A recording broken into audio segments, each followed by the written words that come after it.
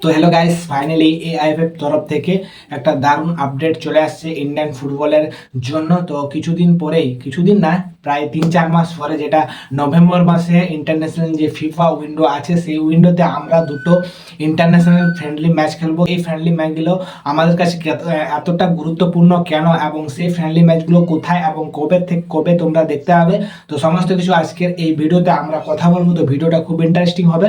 তো আমরা অনেকদিন পর একটা এআইএফএফ তরফ থেকে একটা দারুণ খবর পেলাম। নভেম্বর মাসের যে ফিফা উইন্ডো হবে, সেই ফিফা উইন্ডোতে আমরা নিউজিল্যান্ডের মাটিতে গিয়ে আমরা নিউজিল্যান্ডের সঙ্গে ফ্রেন্ডলি ম্যাচ খেলবো। তো এটা আমাদের জন্য খুবই একটা দারুণ ব্যাপার ইন্ডিয়ান ফুটবল প্রেমীদের জন্য, কারণ নিউজিল্যান্ড অনেকটা স্ট্রং টিম। তো এবারে তারা ফিফা ওয়ার্ল্ড কাপে কোয়ালিফাই করেছিল এবং ভালো ভালো টিমের সঙ্গে দারুণ পারফরমেন্স দেখেছে, আমাদের থেকে অনেকটা স্ট্রং টেকনিক্যালি এবং গেম প্লে ওয়াইজ দারুণ তারা। তো এখন দেখা যায় আমরা তাদের সঙ্গে কতটা ভালো পারফরমেন্স করতে পারি। গাইস, আমাদের হাতে এখনো অনেক টাইম আছে, প্রায় 3 থেকে 4 মাস বাকি আছে। তো গাইস, আমাদেরকে ভালোভাবে প্রিপারেশন করতে হবে। এবং খালিদ জামিলকে একটা কথাই বলবো যে ওল্ড প্লেয়ারগুলো যারা ওভার এজ হয়ে গেছে, সেই সমস্ত প্লেয়ারগুলোকে না কল আপ দিয়ে নতুন যেসব একটু স্কিলফুল প্লেয়ার এবং টেকনিক্যালি ভালো, সেই সমস্ত প্লেয়ারদেরকে যাতে ইন্ডিয়া টিমে কল আপ পায় এবং তাদেরকে একটু গেম প্লে খেলার যে টাইম, সেই টাইমটা যাতে দেওয়া হয়, সেদিকে একটু নজর দিতে হবে। এবং যে সমস্ত ওভারেজ প্লেয়ারগুলো আছে, যেমন হচ্ছে রাহুল বেকে, সেই সমস্ত প্লেয়ারগুলোকে বাইরে বেশি বসিয়ে রেখে এবং যে সমস্ত উদীয়মান এবং ট্যালেন্টেড এবং ইয়ং যেসব প্লেয়ারগুলো আছে তাদেরকে সুযোগ দিতে হবে এই ফ্রেন্ডলি ম্যাচগুলোতে। তাহলে আমরা আমাদের গেম প্লে ওয়াইজ অনেকটাই ভালো কিছু করতে পারবো। নাহলে যদি সেই পুরনো ভুলে বারবার করতে থাকি, তাহলে কবে আমরা ভালো কোনো জায়গায় যেতেই পারবো না। তো এখন দেখা যে কি করছে খালিদ জামিল। তো গাইস, এবারও যদি সেরকম ভুলভ্রান্তি করে খালিদ জামিল, তো খালিদ জামিলকে এই ইন্ডিয়া ফুটবল টিমের যে কোচ, সেখানে থেকে তাকে সরে যাওয়াই ভালো। কারণ যে সমস্ত ওভারেজ প্লেয়ারগুলোকে তাদেরকে বারবার কল আপ দিচ্ছে, তাদের কাছ থেকে কোনো প্রকার রেজাল্ট আসছে না, তাও তাদেরকে কল আপ দেয়। জানি না কী করতে, তাদের ফেভারেট প্লেয়ার নাকি, যেমন হচ্ছে ফারুক চৌধুরী, সেরকম কোনো পটেন্সিয়ালই নেই।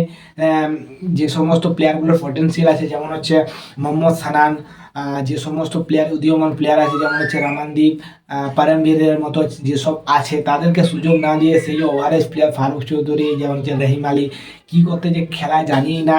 এই খালিদ জামিলের এইসব অ্যাটিটিউড একদম বেকার। সে যদি এরকম অ্যাটিটিউড রাখে, বেকার কোনো পারফরমেন্স এবং কোনো রেজাল্ট দিতে পারবে না ইন্ডিয়া টিমকে, এটা আমি গ্যারেন্টি দিতে পারছি, লিখে দিতে পারবো। যার ভালো লাগুক, আমার তো খারাপ লাগছে। তো গাইস, এই সমস্ত ব্যাপার নিয়ে খালিদ জামিলকে একটু ভাবতে হবে, কারণ ইন্ডিয়া টিমের ফিউচার একদম বেকার। খালিদ জামিল কোচ আসার পর থেকে একটু বেকার পারফরমেন্স দেখাচ্ছে। গোষ্ঠী ম্যাচ তার সময়কালে একটু আমরা বল পজিশনে রেখে এবং শর্ট পাস ভালো খেলছিলাম, কিন্তু খালিদ জামিল আসার পর থেকে শর্ট পাস কি লং পাসে খেলছে, বল আসতে ক্লিয়ার করে দিচ্ছে, বল পজিশনে রাখতে পারছে না। পজিশন বেসিস ফুটবল যেটা খেলবে সেটাই খেলতে পারছে না খালিদ জামিল। কোনো শুধু টেকটিকে তো খেলা হয় না, একটু গেম প্লেও দেখাতে হয়। টেকটিক সবসময় কাজ দেবে না যতক্ষণ না গেম প্লে দেখানো হচ্ছে।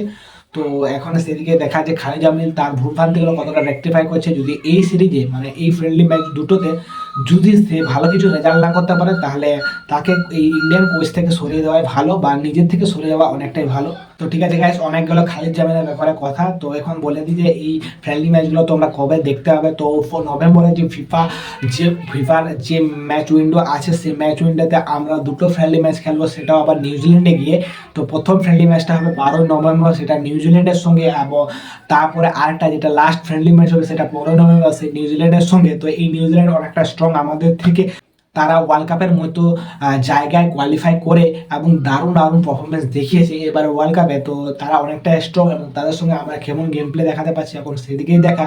তো এই ম্যাচগুলো তোমরা কোথায় দেখবে, এখনও তো কোনো অফিসিয়ালি আপডেট আসেনি। সেটা যদি আসে তোমাদেরকে ভিডিও বানিয়ে বলে দেবো। তো খুব এক্সাইটিং ম্যাচ হবে। এখন দেখার যে আমাদের ইন্ডিয়া টিম কেমন পারফরমেন্স দেখাচ্ছে। কিন্তু আমার খালিদ জামিলের তরফ থেকে একটাই অনুরোধ, যে উদীয়মান যেসব প্লেয়ারগুলোকে আছে, সেরকম প্লেয়ারগুলোকে যাতে সুযোগ দেওয়া হয়। পুরোনো প্লেয়ারগুলোকে নিয়ে করে বেকার, কোনো রেজাল্টই আসছে না, তো নিয়ে করে কি হচ্ছে, বেকার। তো দেখা যাক যে কি হচ্ছে এবারের এই দুটো ফ্রেন্ডলি ম্যাচে। দেখা যাক যে এই দুটো ফ্রেন্ডলি ম্যাচে আমরা ভালো কিছু করতে পারছি কিনা, এখন সেদিকে দেখা। তো গাইস, এই দুটো ফ্রেন্ডলি ম্যাচের জন্য তোমরা কতটা এক্সাইটেড, তোমরা তোমাদের এক্সাইটমেন্টটা কমেন্টে জানাতে পারো, এবং রেজাল্ট কি হতে পারে এখন থেকে প্রেডিকশন তোমরা দিতে পারো। ঠিক আছে গাইস, আজকের ভিডিওতে এইটুকু। ভিডিও যদি ভালো লেগে থাকে ভিডিওকে লাইক করো, শেয়ার করো এবং চ্যানেলটাই প্রথমবার হতে চ্যানেলকে সাবস্ক্রাইব করতে বলবে না। তো ঠিক আছে গাইস, দেখা হচ্ছে নতুন কোনো ভিডিওতে।